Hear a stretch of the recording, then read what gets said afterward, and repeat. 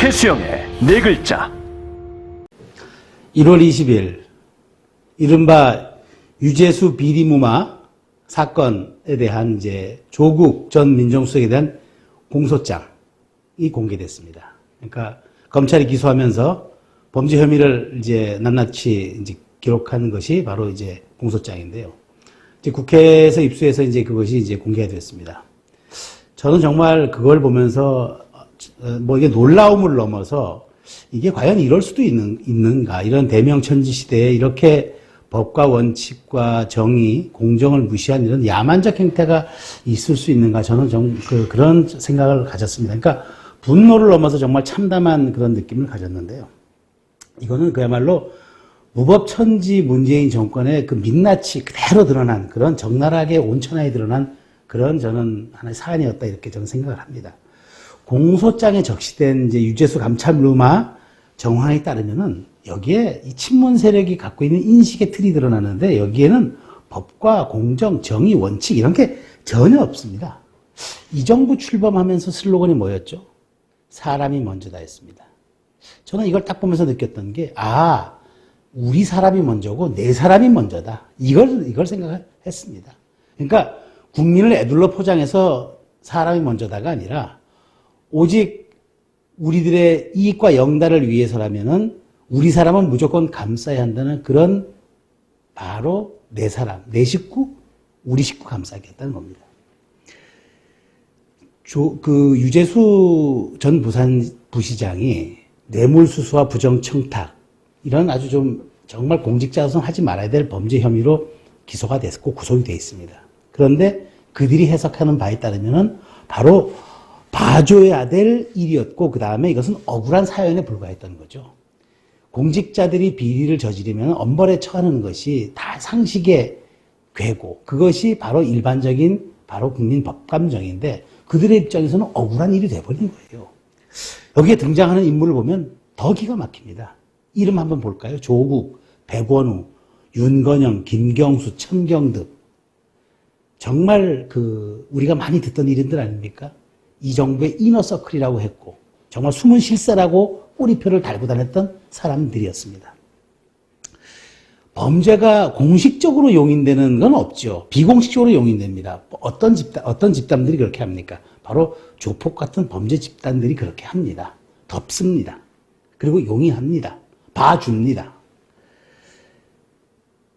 이 공소장의 내용에 보면은 정권 초기에 정권 핵심 인사들과 친분이 깊은 유재수의 비위가 크게 알려지면 안 된다. 또 청와대가 금융권을 잡고 나가려면 유재수 같은 사람이 필요하다, 이랬답니다. 이게 말입니까? 이게 말입니까? 막걸리입니까? 아니, 세상에 금융권을 잡으려면은, 금융권을 개혁하려면은 금융을 제대로 이해하고 부정부패를 저지르지 않고 정말 사리분별이 온당한 사람을 앞장을 세우면 될 일이죠. 그게 개혁이고 그게 제자리에 돌려놓는 거죠. 그런데 우리말을 잘 듣고 우리 이해를 관철시킨 사람을 그 자리에 앉혀놓는 게 그게 개혁입니까? 그게 금융권을 비로소 그게 제자리에 돌려놓는 일입니까? 도대체 이들의 오만과 위선의 끝이 어디인지 저는 정말 말문이 막힐 정도입니다. 김태우 전 특감반원이 1년 전에 뭐라고 했습니까? 바로 이걸 민정수석실에서 덮었다고 하지 않았습니까? 그러니까 뭐라고 그때 청와대가 반응했습니까? 궁지에 몰린 미꾸라지 한 마리가 흙탕물을 그러니까 물을 흐려놓는다고 얘기를 했죠. 지금 어떻게 됐습니까? 그리고 공소장에 피아를 구분해야 한다고 했답니다. 피아가 뭡니까? 적과 아군입니다. 자기들의 사람은 아군이고 나머진 적입니다. 이게 언론에 보도되니까 펄쩍 뛰었죠? 결국 사실로 드러나지 않았습니까? 저는 이 시점에서 네 글자 생각난 게 있습니다. 바로 당동벌이입니다. 당동벌이, 무리당, 한 가지 동, 칠벌, 달을 이. 출전은 후한서 당동전. 한 무리를 이루어 다른 무리를 친다는 뜻인데, 옳고 그름을 떠나 자신들만 옳고 다른 집단은 무조건 배격하는 것을 말한다. 이 말은 도리에 맞는지 따져보지도 않고 뭐 법이든 원칙이든 이건 다 무시하고 무조건 제 식구만 감싸고 도는 이른바 패거리 문화를 지칭하는 말이 당동벌이입니다. 이들의 행태 보면은 정말 무섭죠.